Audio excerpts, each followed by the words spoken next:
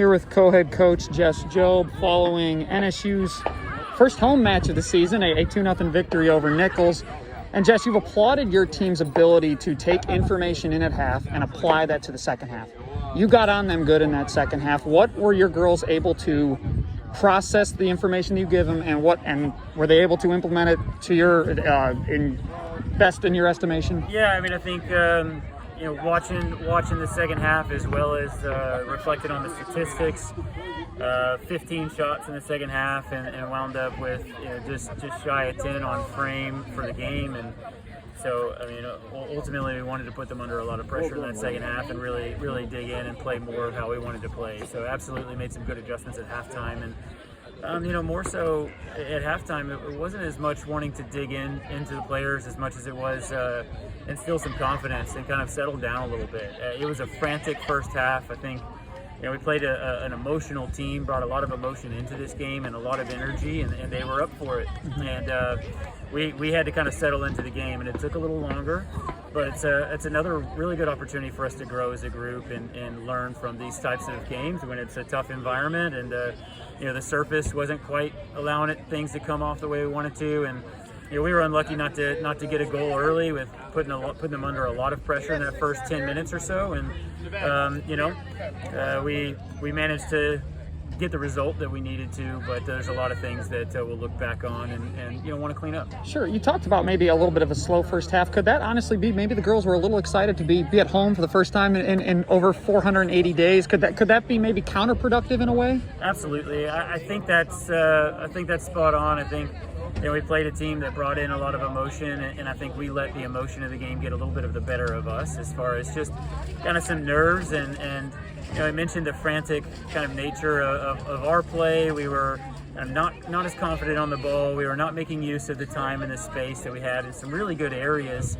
So there's a lot of positives we'll look back at and know that we can take those things in and move forward with them. But yeah, I think we were excited to play at home, and it's an environment here, and we look forward to it. And we had a team that came out and really matched us. Credit to Nicholls.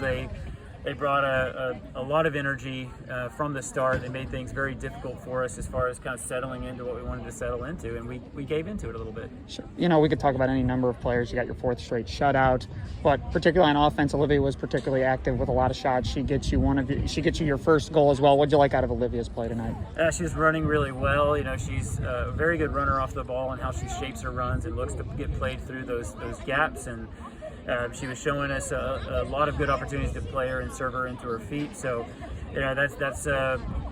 those are all things that we want to get out of our forward play and to be available for the ball, but also be running off the ball. So, she found herself in some good opportunities and some good places. And what Olivia does is you give her a look in front of the goal. She's a natural finisher. She knows where the goal is. She doesn't have to lift her head up, and she can pick a spot. And she did exactly that. And it was a big goal and a big moment. Sure. And then looking ahead, I know you focus on faceless opponents and just focusing on yourself, but Southeastern's coming in here on Sunday, a team that just beat Lamar, the last season's SLC tournament champion.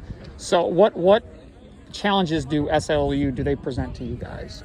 Yeah, it's another team, I think, that wouldn't be satisfied with where they finished in the standings last season, and they've reloaded and refocused, and we have a lot of respect for that program, and they're well organized. I think they're going to bring together a great game plan. We saw that versus Lamar, where late in the game they were still kind of controlling a lot of phases of the game. So those are things we need to be aware of. We need to know kind of how some of their system may affect ours, and where some of the strengths and weaknesses may lie. And we're going to put our heads down and get the best scout that we possibly can, and we're going to recover and refocus and look ahead to another good game. So we're excited for that. Thanks, Jess. Thank you.